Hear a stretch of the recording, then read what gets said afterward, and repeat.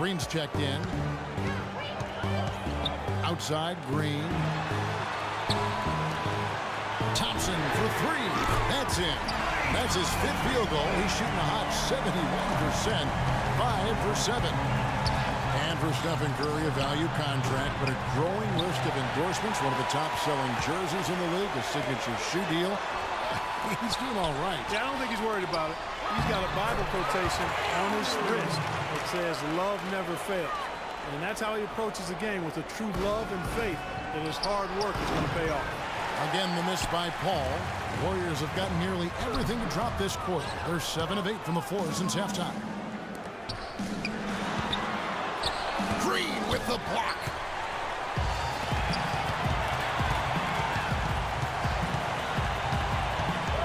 Curry with it. He's picked up by Jordan. From deep, and another three for Golden State. The defense has just been unable to slow him down. Wow, what a game. Paul can't get that one to fall. Thompson passes to Iguodala. That's in, coming off the assist from Thompson. Thompson's got 3 assists now in this one. Clippers trail by 7, stolen by Thompson. Curry's shot is good. Curry's got 48. As the lead continues to grow, this is just heady, sound basketball. You know, whatever they chopped it up about during the break, it's worked. I mean, it's really been excellent in their execution since halftime. Los Angeles calls timeout. The Oracle Arena was rocking last season, and with good reason. The Warriors would finish the league best 39-2 at home last year. And how about that 39-2 record put them one off of tying the best record ever in the NBA. That record, by the way, belongs to the Celtics with 40 wins back in 1986. Catching up on the changes for Golden State. Spates checked in for Bogut, and it's Livingston in for Curry. The shooting percentage continues to elevate here in the second half. Well, as a group, they've been harmonic since the break. In sync. Good team basketball resulting in high-quality shots.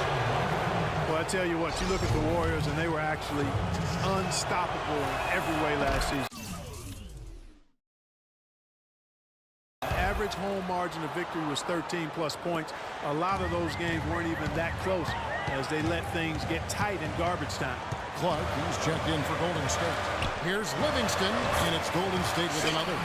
And just a step ahead of the D in that possession there, making the pass. Nice assist. Out of bounds, Golden State takes possession. The Warriors making a switch here. Rush is checked in, and Los Angeles making a change here as well. Johnson's checked in. And more on the Warriors' home dominance. Shot almost 50% as a team at home, which led the lead. Shot over 41% from beyond the arc as a team. Tried to come right back with the 3 of his own, but it's no good. Here's Clark. That one wide left. Clippers trail by 11. Aldridge kicks to Rivers. Here's Pierce. It's good, only a few seconds into the shot clock. Pierce has got his second best. The defense just too soft on that possession. You have to be closer and contest at the rim. Last season, the Clippers came away with the 3rd seed out west. They were very tough in conference and managed to get 37 of their 56 wins against Western Conference teams. Different look here for the Warriors. Andrew Bogut checked in for Spates. Harrison Barnes comes in for Brandon Rush. Klay Thompson is checked in for Ian Clark. And it's Stephen Curry in for Sean Livingston. Blake Griffin, he's checked in for the Clippers. As you said, for the Clippers, 37 wins last year against the rest of the West. That total was the second most against the rest of the West among any team in the league. Trailed only Golden State in that regard. And you know what? They played the top West teams tough as well. One of only 3 Western Conference teams to be over 500 against the rest of the playoff teams from the West. On its way from Curry for 2, and some very quick points for him on that possession. Curry's got 50 points. Clippers trail by 11. From deep 3-point range, Griffin can't get it to go in. You know, when he has the ball outside like that, that's exactly the kind of D they need to play on. It's Curry. That time on the assist by Barnes. Curry's got 53. This switch has definitely been flipped to on this quarter, guys. And that one goes out of bounds. Last touch by Crawford.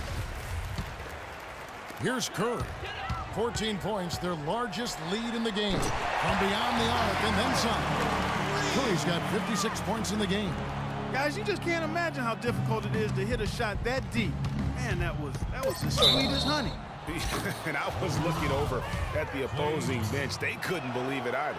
Yeah, good job trying to get a hand in the face, but you've got to be more careful. Especially on the three-point attempt. I mean, you have to defend that shot without fouling.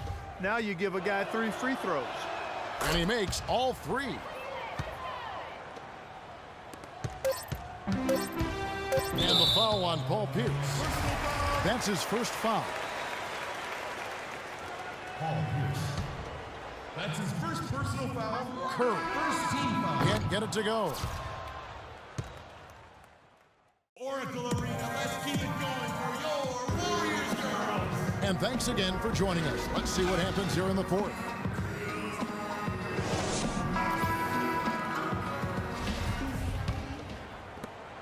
Clippers trail by 14. The Splash Brothers. Oh, look out, and then you throw up stuff like that. And you go, oh my, how does it even go in? He pulls a Houdini. And that'll be Golden State as it goes out of bounds. Warriors retain possession.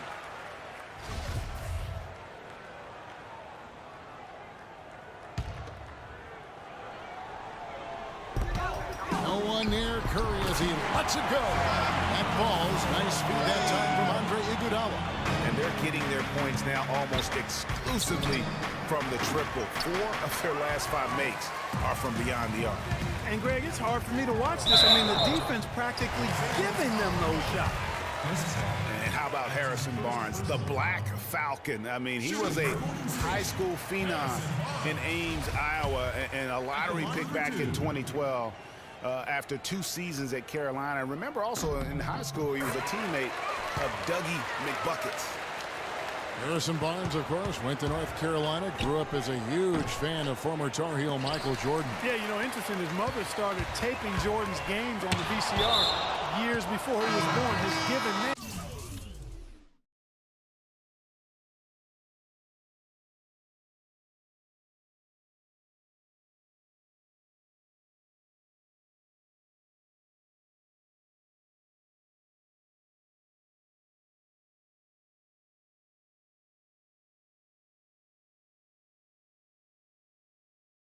Harrison Bryson Jordan Barnes. How about that for a factoid? I didn't know that. Nor did I.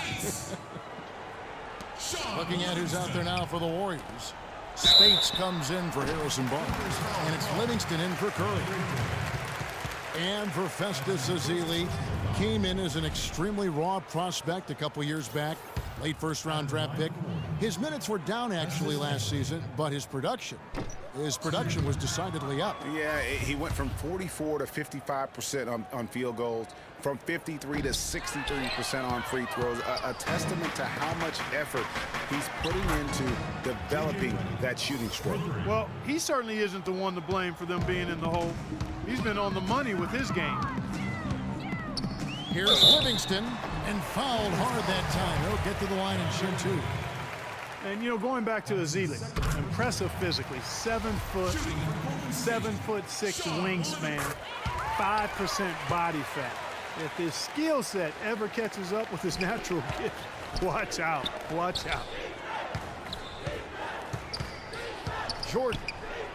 But they'll get another chance. Here is Mbah a Moute. Shot's good. Griffin making the play. Warriors leading by 13. And a footnote to Ezeli. One of his college administrators raved about his intelligence. He cited Ezeli's broad perspective on world trade, globalization, and I tell you what, if Ezeli keeps improving, he'll soon be a serious benefactor of the economics of American sports. Johnson with the bucket. And the interior D is really starting to be exposed here. How many layups have they gotten today? Just watching Festus Ezeli out of Vanderbilt play. He's got the big body inside, moves pretty fluidly, adroit, good footwork. He's kind of got the whole package. Yeah, he does. He's a space eater. He's very strong physically, good frame. He's low down there, and what you said, the fact that he's fairly agile, makes him tough. Let's catch up with Doris from the sideline. During that break, Coach Rivers had some words for his team. He doesn't think they've been giving it their all, saying they've been quick slipping away, and we're letting it happen. We have got to take control of this thing. We'll see if he lit a fire under him, guys. Thanks, Doris. You know, and Ezeli missing a lot of games with various injuries from the knee and ankle a season ago. He can be a quality rebounder and rim protector, but he's got to find a way to stay healthy. Defensively, I think they've got to do a better job of bodying them up. Clearly, they've been outclassed in the paint, really at both ends of the floor. And until he cools off, I'd keep the ball in his hands. And Ezeli, originally from Nigeria, picked up the game late. Only played 6 years of organized basketball before going pro. So still developing his hands and offensive skill set, but clearly he's got the tools physically to play. Green, he's checked in for Golden State. Ian Clark comes in for Sean Livingston. A temporary lapse of focus from him on that turnover. It's embarrassing, but on occasion it does happen.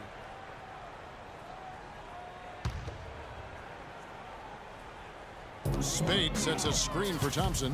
From deep three-point range, it's hauled in by Los Angeles. Boy, did they need that rebound. I mean, they have struggled on the boards overall, but still with a chance to win. Exactly, because they've made enough plays to keep it close. And as a result, they're still in it. The defense is far too slow to close out on those three-point attempts. And those triples, they sure do add up quickly, don't they? I mean, they've got to make some kind of adjustment here. That's the third bucket in a row from the paint. This defense needs to clog those lanes in the middle much more effectively. You just cannot allow the offense to have that quality of a look each and every possession. I don't know what's happening defensively, but they're not putting up any resistance. I tell you what, it reminds me of one of my college coaches who used to say, that ain't gonna get it done. That's 5 straight baskets in the paint now.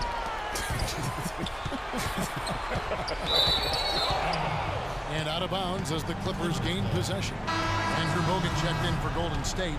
Curry comes in for Ian Clark. And Los Angeles making a change here as well. Jamal Crawford, he's checked in for J.J. Redick. And it's out of bounds. Last touch by Thompson. Barnes is checked in for Andre Iguodala. 1:57 left in the fourth quarter. Lobs it up, and Thompson sends it back. Boom, he jams it straight down. The lead continues to increase. They are just playing flawless basketball at both ends. Greg, I can't identify an area where this team has underperformed. I mean, they've been 5-star in every category. To the inside, it's deflected and stolen by Barnes. And tonight's battle is coming in with a very clear winner, leaving nothing to chance. Impressive win for the Warriors.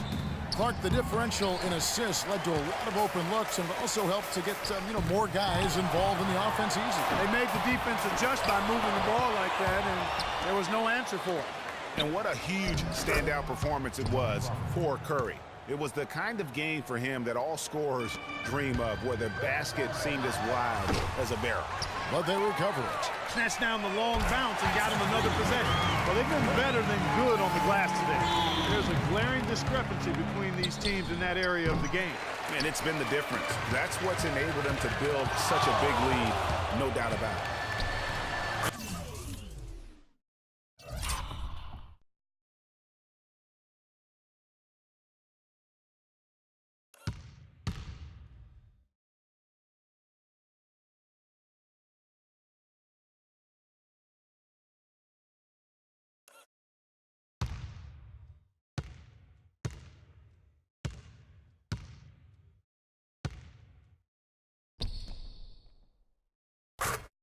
And some very quick points for him on that possession. And the Warriors lead by 21. Oh, terrific move there. I think he may need to check those ankles. He's just left the defender on the ground.